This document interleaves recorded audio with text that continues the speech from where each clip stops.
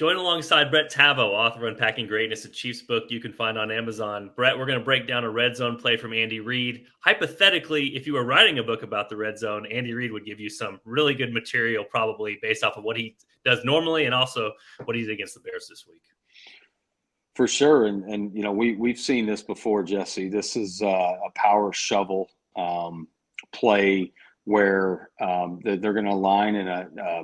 If you could go back to the sideline there, sorry. Just formationally, this gives them it's an empty formation really, where there's no running back in a traditional spot, even though McKinnon is just outside the tackle there, and they get a light box pre-snap, and they're going to send Skyy Moore in jet motion to kind of make it look like they're fly sweep.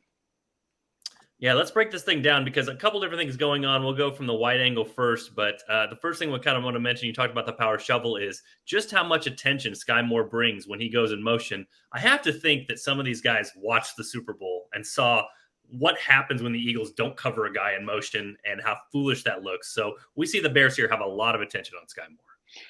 Yeah, and that jet motion it's very stressful for a defense when they're aligned to see that, fast, full speed motion coming across, whether they're in man or they're bumping it, they're playing zone. But he takes a lot of guys with him here. You see really the defensive end there, and of course the corner and the nickel aligned up over Noah Gray there. They're thinking jet sweep here. They're thinking, most likely, this is exactly how it looks on the perimeter when the Chiefs run their jet sweep. And then, of course, you have 4 and 5 there that, don't want to get outflanked with the motion either. 4 and 5 are kind of the key ones here because, again, those are the ones that might be able to stop him before the end zone. And so we see now what McKinnon sees once he gets this ball, which is an open lane to the end zone, and this is as good as it's going to get it in the red zone. Do you, Jesse, do you think you could have scored on that? We have this debate all the time from non-people. I don't think I could have. I'm in decent shape for what I should be, or maybe what I've been in the past. I'm going to say no, I wouldn't score on this one just because if I said I could, then I might get in trouble and people would tell me I was crazy. I know I wouldn't want to take that hit at the end. But the other fascinating part about this, we can get to the blocking scheme here. And Brett, you can kind of knock off what you want to here or talk about the blocking scheme. But you talked about being a power shovel. It's because it's a power run blocking scheme. And we'll get to it here in a little bit. We broke down a play against Houston last year, which is kind of similar, but the Chiefs have this thing schemed up so well and so many guys moving along with the motion with Skyy Moore that a couple of them get bored here at the end.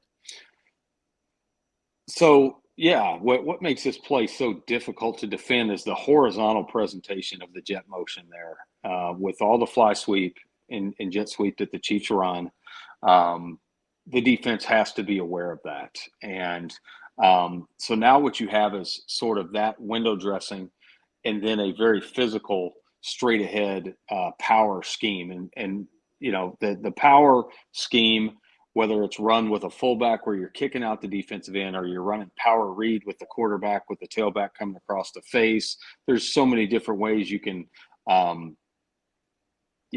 run power with power blocking, but different backfield action. So you're going to get gap blocks on the front side here. And as you have drawn in red there, this is going to be a double team. And I've heard this called a toga block before. That's what I always called it. That's what I learned it as, was tackle and guard together, a toga, where they're going to basically double team number 93 all the way back to the backside linebacker. One of those guys is going to release, all depending on how 93 plays. It could be the tackle that releases, or it could be the guard if 93 wants to stay, a little bit more to the outside on this. And then Humphrey is going to what's called a back block or a choke on this 2-eye here. This I think it's 97 aligned on the inside eye of Trey Smith. And of course, Smith there in green, he's going to wrap. Some coaches teach a skip pull technique. The technique in the wrap block can be different, but his job is going to be to pull for what should be the play side linebacker, but he's not going to be there in this case because he's out with the motion. So he'll hit the first color he sees. And then the backside there, Jawan Taylor, he's going to make what's called a hinge block. He's going to step down in the B gap to make sure there's no pressure coming from 97, shooting the B gap because Trey Smith's leaving. So he's got to secure the B gap first and then on out to the C gap inside out there. I want you guys to follow the red and the green. Let's start with the green here. And I know Brett, you talked about rubbing paint here. Can you describe what Trey Smith is doing as he loops around here, the green arrow here? Of course. So he wants to be really tight right there. You've got it paused in a perfect spot there. Thank you. He wants to be really tight to that double team because if there's any space, then he's possibly allowing some sort of penetration through that. So he wants to rub the paint of that double team and get vertical with his eyes up, looking for obviously the first threat. And this is what I was referencing earlier. You've got now Jawan Taylor Donovan Smith who peeled off the double team and has to block a defender. And we've got Trey Smith wrapping, except he's going to be bored. He's got no one to block here because the Bears are all on the other side following that jet motion. Yeah, absolutely. It certainly made his job a lot easier with the window dressing there. Let's go back to the red arrow here. And we talked about Donovan Smith. So we've got the double team here. And then he peels off, like you said, to get the backside linebacker. And honestly, this is not a great block from him. He doesn't really get much of him, but it doesn't matter. They push him forward enough to make sure that he's not part of the play. Right. Yeah, he just gets a little piece of him. I don't even know if it's necessary if 93 is going to be able to. He takes the angle underneath. But, yeah, if there was one minus on this play, you could probably get him for that. Doesn't really, come under control when trying to make that block. He's a little out of control there. If he shudders his feet a little bit and looks to make a little bit more of a space block, then he's probably in a little better position there. But excellent play design. As I said earlier, just a really good physical downhill play with very good window dressing, horizontal presentation that makes it a lot easier for those guys up front.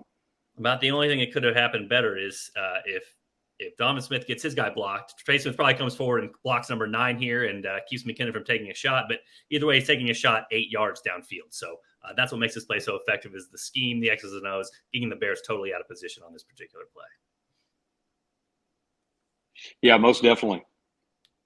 All right, that's going to wrap it up for the details this week. For Brett, this is Jesse. Be sure to tune in for another episode next week.